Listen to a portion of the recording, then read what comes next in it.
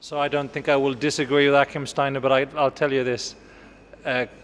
We've had serious commitments in Nagoya 2 years ago. And if we don't find the money to put action behind those words, we will not get conservation. We'll get conversation. And we don't need conversation. Of course we need to reflect and do some good analysis, but in order to set the ambitions in motion, cash is key. Unless you get the resources, and this is of course most important in developing economies, where they need to provide for, their budgets will need to provide for all sorts of needs. Biodiversity conservation unfortunately do not always rank up on the top 10 list of things that government think they need to do, even though I think it should, because what we are talking about here is investing in natural capital, and the capital that provides us with food, water and energy security and ultimately genuine stability in our countries. So not putting money on the table here would slow down the process, and that would be unfortunate. Hundreds and thousands of miles away, Angela Merkel and François Hollande are busy discussing the future of the euro. So I imagine if Jan Plotnik, the European Environment Commissioner who's out here, gives them a call and says, can I have a few more million for the CBD talks, he's going to likely to get a short response. So in the absence of those firm commitments, what else could we see? No, so I'm a European. I am concerned about the euro crisis, and I think it's an urgent situation that governments needs to deal with. But it's a small part of the global economy we're talking about when we're talking about Greece and Spain.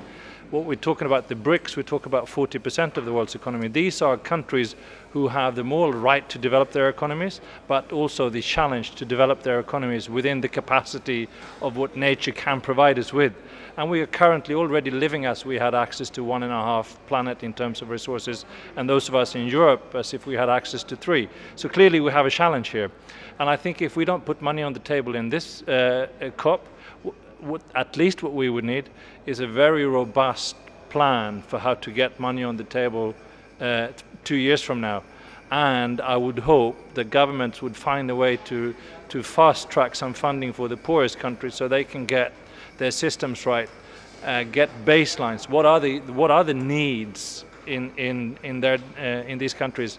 Because without that baseline, we're not going to see the conservation that we want to, and that government have already committed to.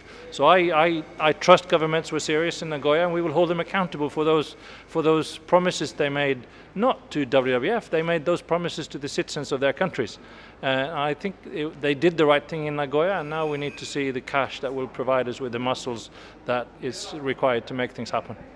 Can you explain a bit one of the key arguments or debates that seems to be taking place around baselines and targets? Because if you talk enough about baselines and targets, they seem the same thing. So what is the fundamental difference between the baselines, which it seems the developed countries are saying, let's fix the baselines of finance first, and the developing countries who are saying, no, targets?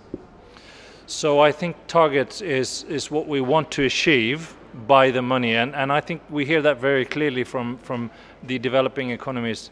Let's not worry about where we are, let's worry about where we need to go. But at the same time, and I mean that fair enough, action-oriented and forward-leaning. That's the way. That's the attitude we need. But at the same time, if you manage a fish stock and you want to find out what is a sustainable catch of that fish stock, you need to know what is the spawning biomass, or how much fish is there in this lake or in this river or in this ocean.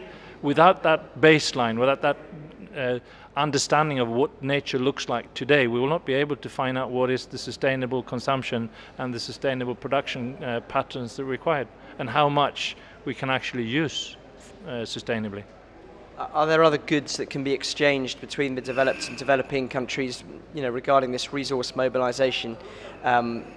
Cash can help to a certain extent, but are there other things that can be exchanged?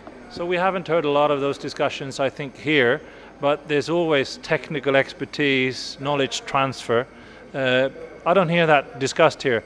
And I think it is because everybody, whether they want to say it or not, they understand that the success of the Nagoya agreements and the Aichi targets is mobilizing resources, requires mobilization of resources. And without those resources, these will be empty promises. I mean, do you sense that everyone taking part in these talks understands from both sides how important it is these targets are funded. It's simply a question of governments back at home saying, hold your horses, we can't cough up yet. No, but let's face it, this is the ministerial level here is ministers of environment, and as much as we appreciate all their efforts, we know that in every government across the planet there are another minister or several other ministers who's got the ear of the prime minister, of the head of government, before the environmental ministers even need to get access to express the intentions.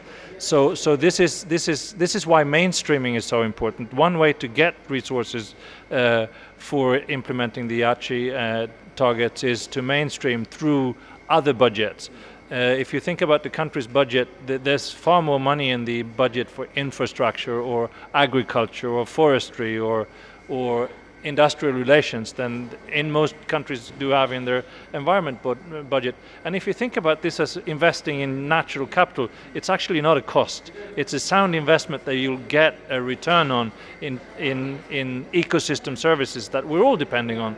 So it's not a bad idea to use your agricultural budget or your infrastructure budget for something that your citizens will actually benefit from. So mainstreaming would be so the other way of getting the money. Cash up front, I understand it's a tight economic situation for many countries at the moment. Not that easy to free up resources. Mainstreaming is using the existing resources also for biodiversity conservation, so investing in your natural capital. Okay, so it's 4:20 here on the Thursday. Couple more days, well, one more day, official day to go. What do you anticipate taking place over the next 24 hours?